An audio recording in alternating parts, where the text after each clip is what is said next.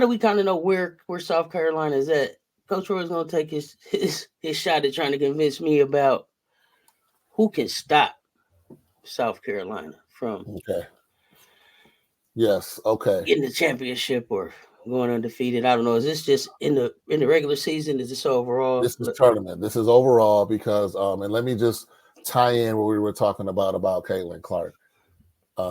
This is a highly debatable subject or statement that I'm about to say, and please chime in the comments even after the show if you're not here live with us now or when. Up in the comments because we engage. Hit the subscribe, hit the notification, hit the like, hit the share, get some comments. Let's get the conversation going.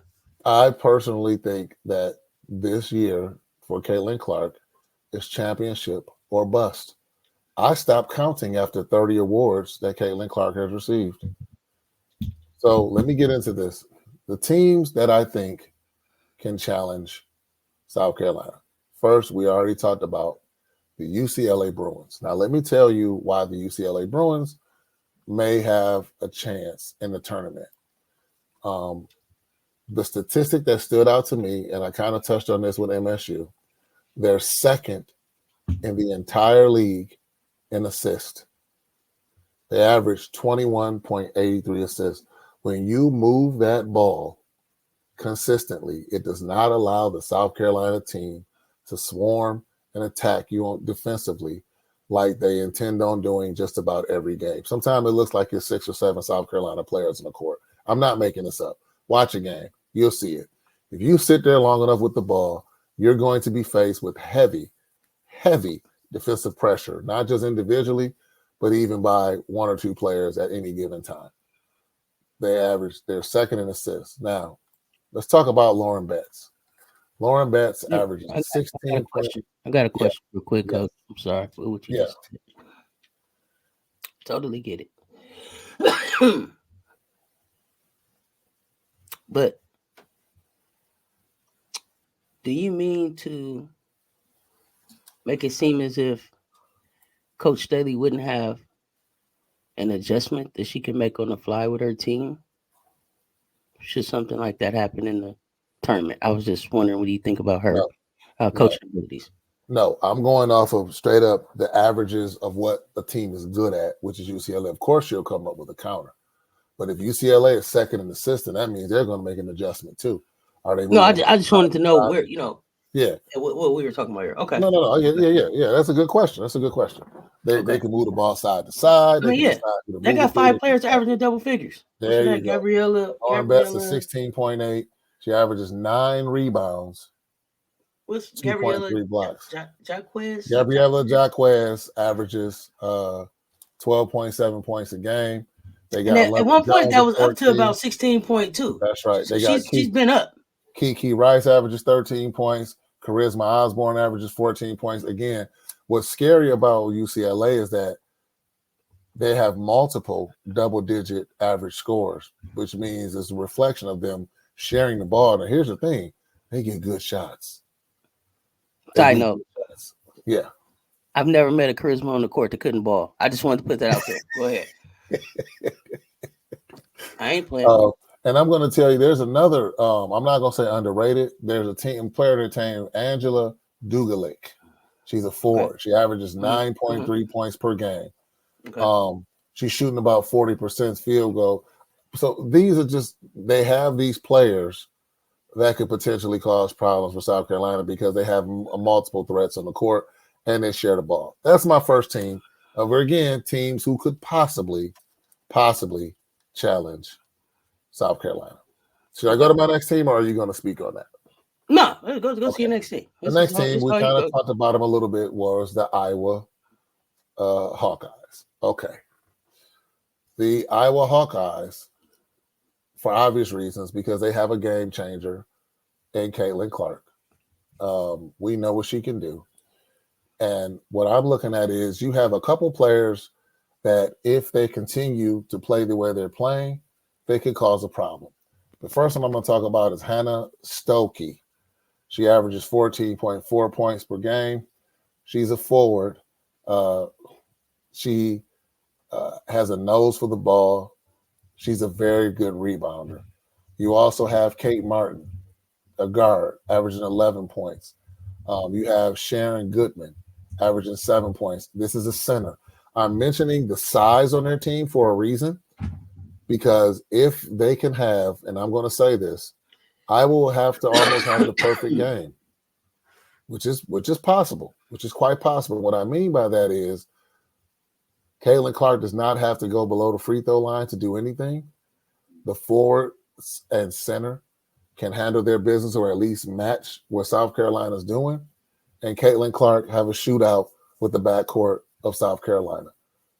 That is a scenario that I don't think South Carolina would like, having a shootout. South Carolina wants to control pace. They want to run the score up.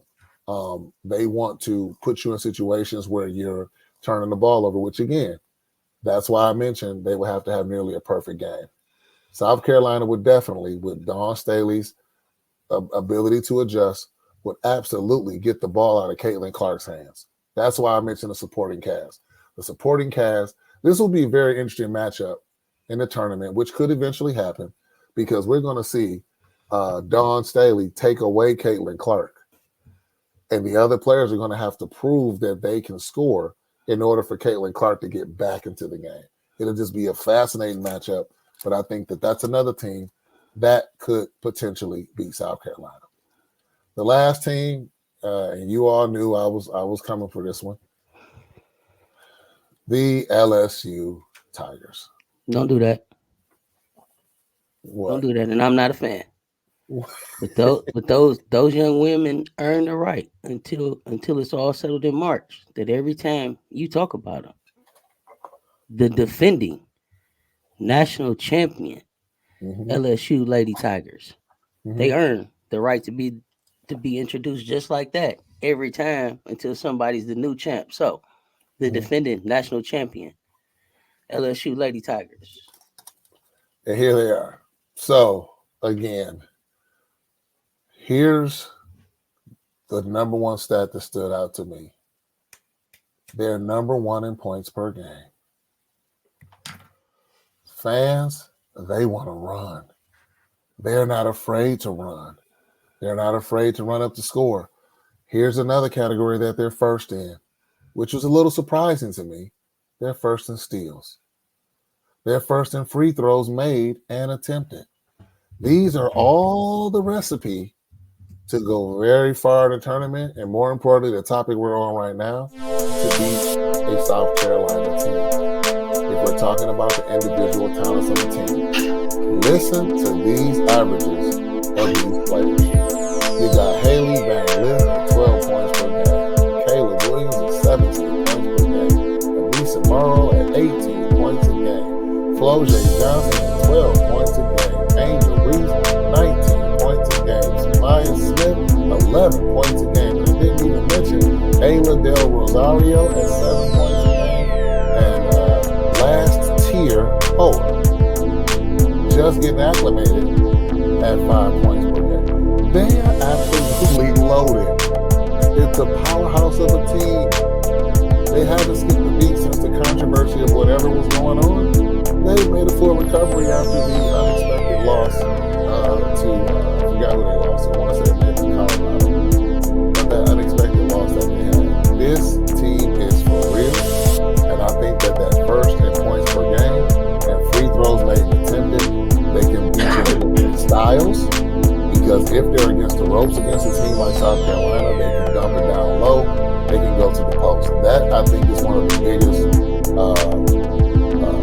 areas that will stand out in this matchup. It would be South Carolina's slashing and backcourt versus LSU's down low play. Who wins out?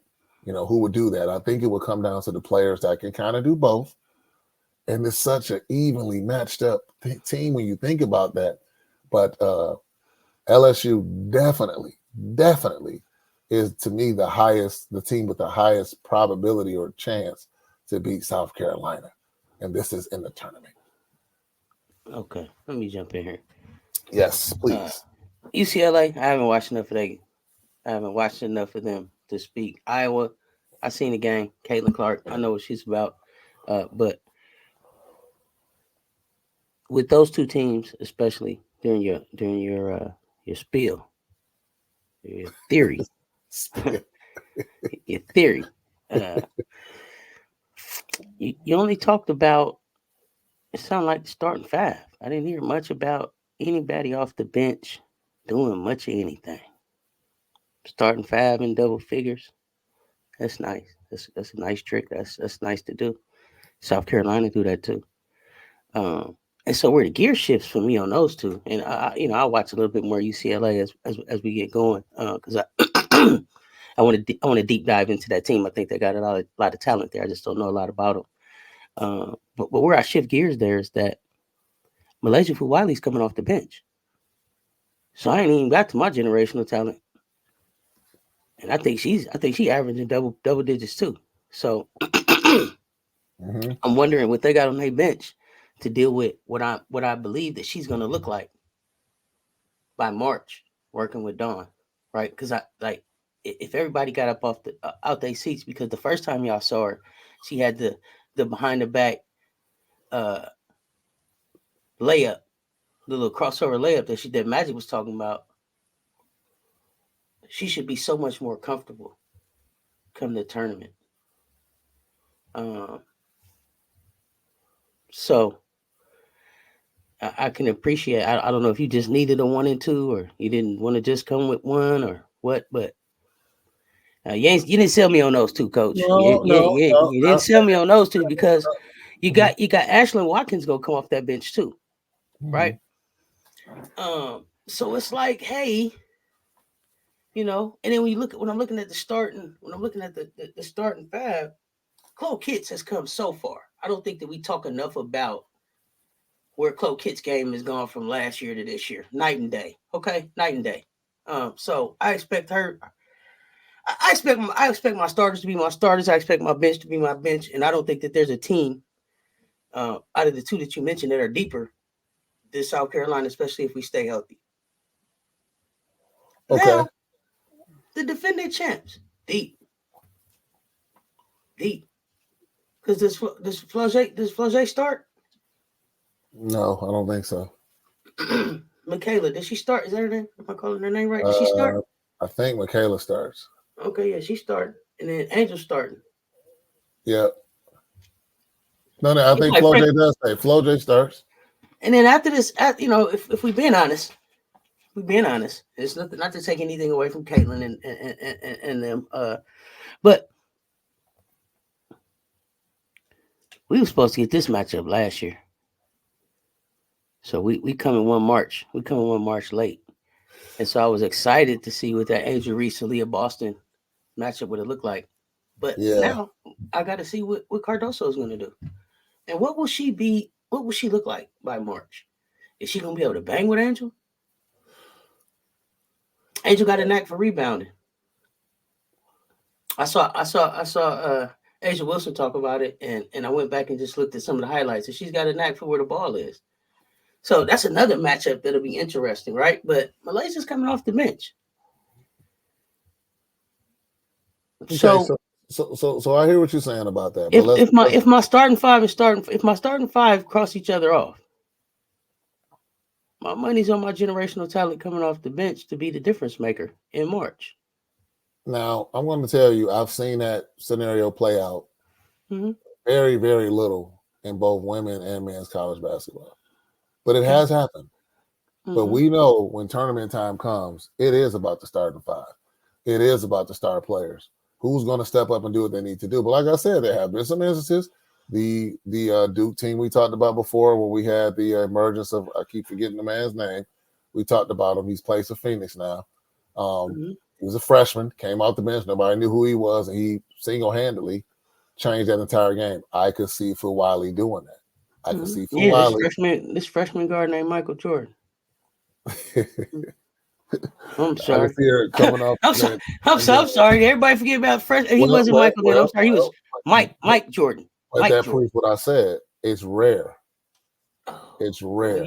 So it's a generational talent. And that's what generational talents make their names. And so that's what I'm saying. If she's working as hard as I think she's working, then come March, she might even be a starter. But I know she's going to be a problem. Period. Let her be healthy. Let her be healthy. I'll put her up as my sixth man against any other sixth man you can bring off. That's an interesting topic. If she ends up starting, I think Dawn Staley is going to keep her, like you said. Sixth person is maybe till. And when I say starting, that's not mean. I don't mean right. Starters. I don't really mean taking somebody else's spot. I get it. I mean is that people will be saying stuff like, this is my laser fool Wiley. This freshman guard, she could be starting on any other team in the nation. Or you can see a scenario where she's on the floor with four other starters minutes. Yeah, for sure. Splitting starters minutes, all of that. I don't think that. I don't think that for Dawn, it's you get a certain number of minutes because of who you are. It's who's hot, who's not, and that's what we going with. Yeah. And who can make their free throws.